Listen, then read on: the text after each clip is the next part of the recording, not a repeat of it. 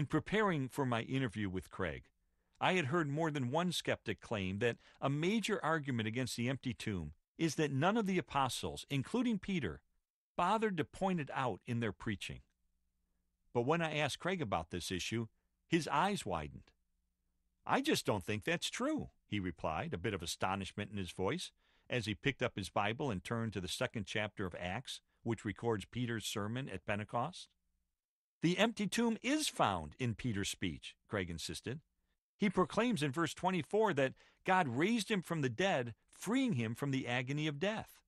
Then he quotes from a psalm about how God would not allow his Holy One to undergo decay.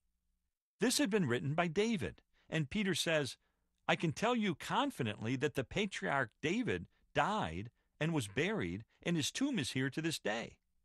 But, he says, Christ was not abandoned to the realm of the dead, nor did his body see decay. God has raised this Jesus to life, and we are all witnesses of it." Craig looked up from the Bible.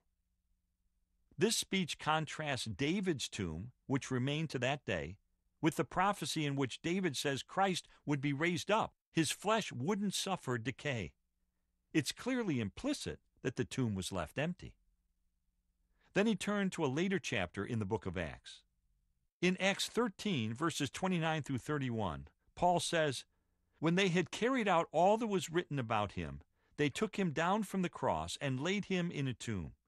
But God raised him from the dead, and for many days he was seen by those who had traveled with him from Galilee to Jerusalem." Certainly the empty tomb is implicit there. He shut his Bible, then added, "I think it's rather wooden and unreasonable to contend that these early preachers didn't refer to the empty tomb just because they didn't use the two specific words, empty tomb. There's no question that they knew, and that their audiences understood from their preaching, that Jesus' tomb was vacant."